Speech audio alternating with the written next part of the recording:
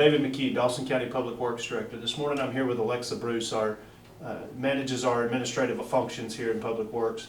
Purpose for this video this morning is to go through our proposed SPLOST 7 projects and really how we get to that.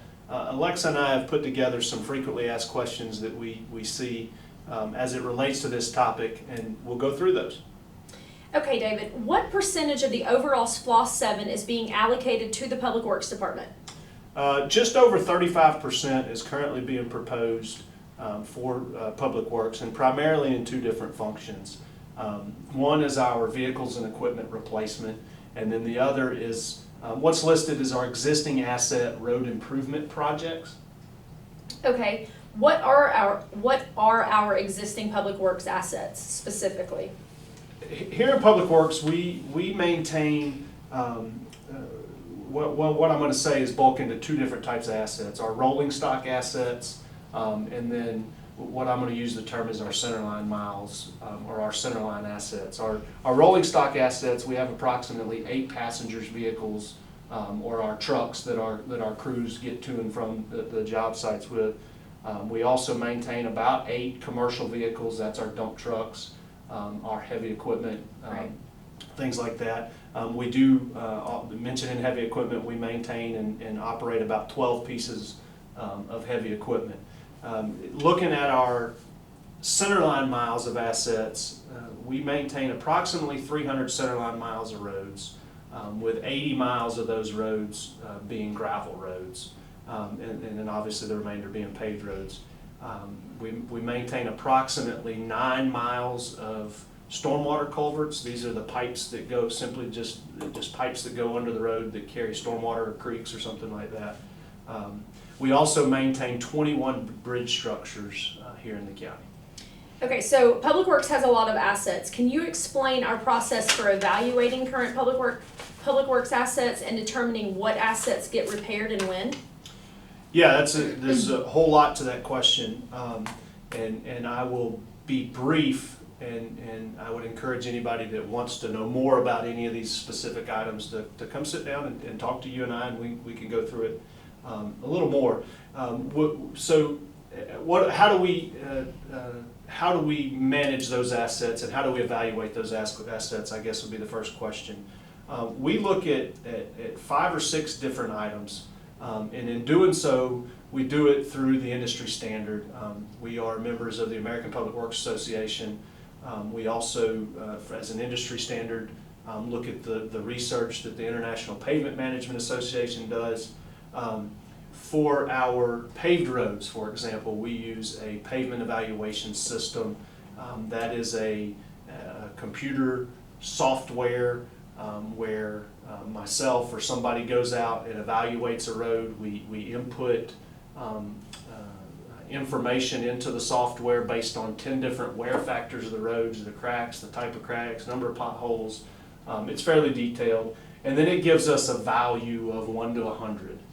In Dawson County, we try to evaluate our roads and get our roads from a 70 or above to be adequate.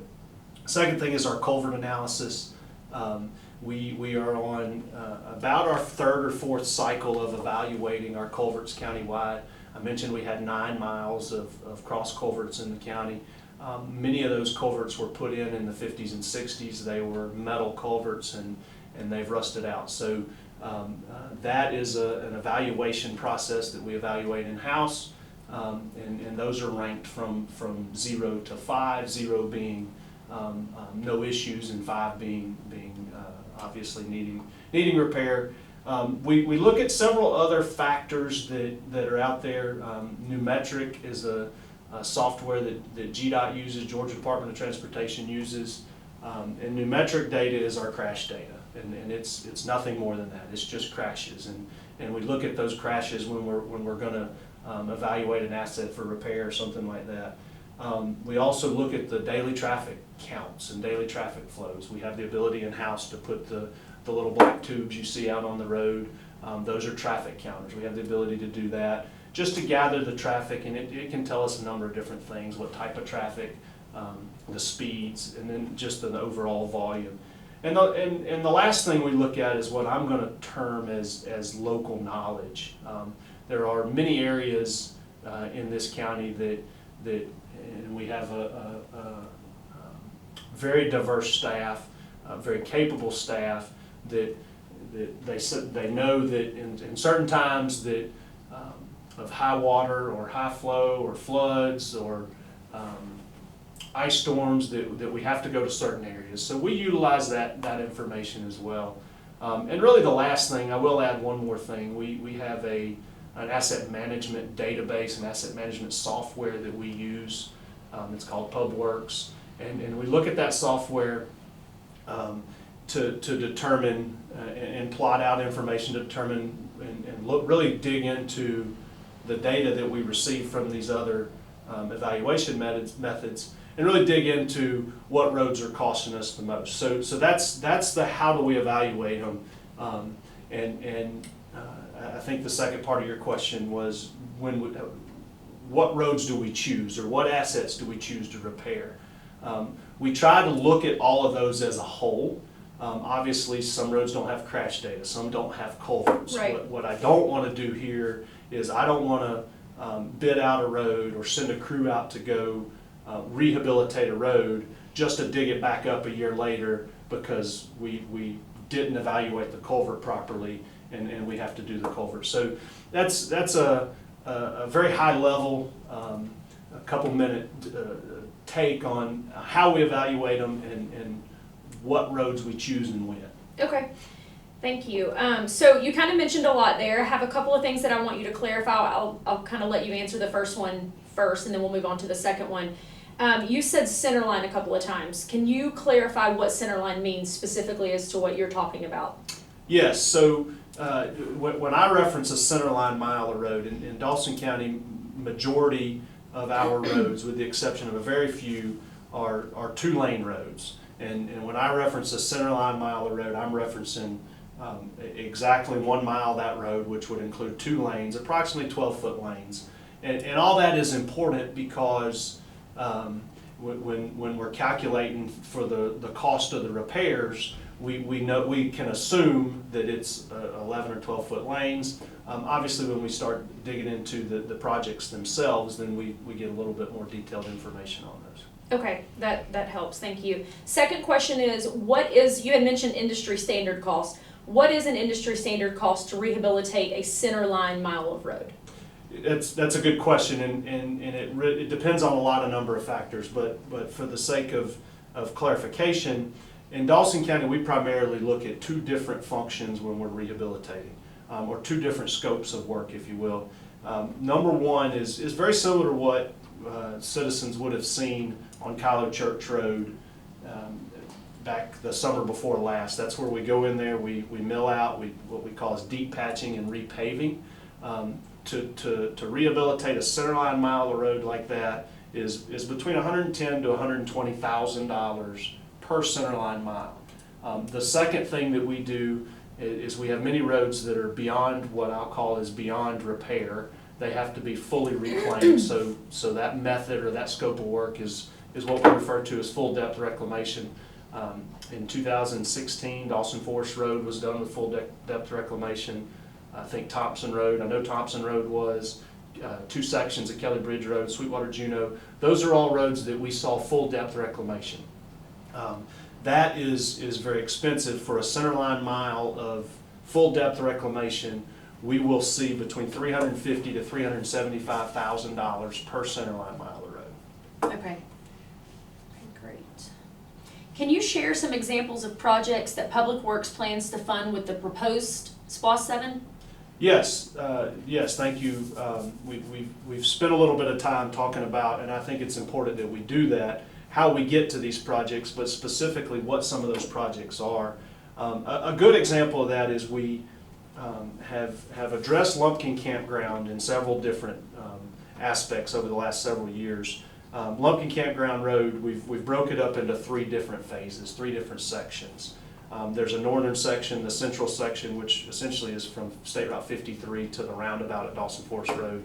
An example of projects that could be or that would be funded with the proposed SPLOST 7 would be safety improvements, shoulder widening, widening of the lanes, and then one of the primary focuses would be the two intersections, one being Industrial Park and Grizzle Road, intersection improvements there now. A couple years ago we put some turn lanes in. We're getting close to the capacity at that intersection. And then the second would be an intersection improvement at GW Taffer. It's a really hard skew, very heavy commercial traffic that flows down through there. So that's a good example of a project that we would fund there. Another is Dogwood and Nightfire, Dogwood Way and Nightfire Drive. These are two roads that have reached their life expectancy. If we evaluate those roads, we would probably see them score in the 50 to 60 from a pavement evaluation. The stormwater culverts need repairs. So that's two sections of roads that would be repaired with SPLOST $7. Another good example, a more rural cross section, would be what we see on Cowart Road. Cowart Road was resurfaced, I believe 12, 15 years ago, and it has reached its life expectancy there, and we would repair and reclaim Cowart Road with these SPLOST 7 funds. I think a certain takeaway, and I didn't address this a minute ago when you were talking about when we do certain repairs.